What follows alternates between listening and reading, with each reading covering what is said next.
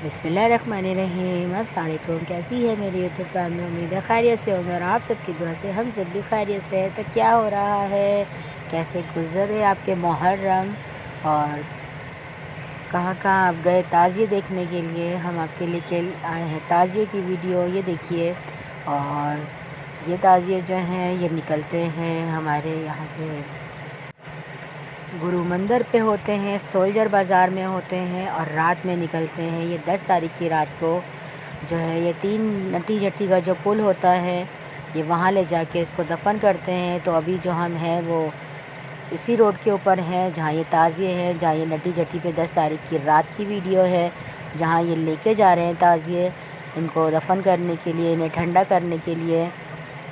और बहुत सारे लोग होते हैं, हर 10 तारीख को हम लोग जाते हैं। तो हमने आपके लिए एक छोटी सी वीडियो बनाई है।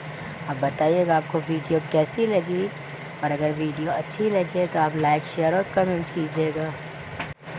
ये है प्लाज़ा वाला रोड, और जब जुलूस ख़त्म हो जाता है तो उसके बाद ये ताज़िए स्टार्ट होते हैं। तो बहुत सारी आवाम होती है, आप देख रहे हैं कितनी आवाम है, बहुत रश होता है, बहुत सारे चीज़ वाले होते हैं, बहुत ज़्यादा इंजॉय करते हैं। और किस किस ने ये ताज़िए देखे हैं तो आप मुझे ज़रूर बताइएगा, कमेंट्स में बताइएगा कौन कौन इन ताज़ियों में हमारे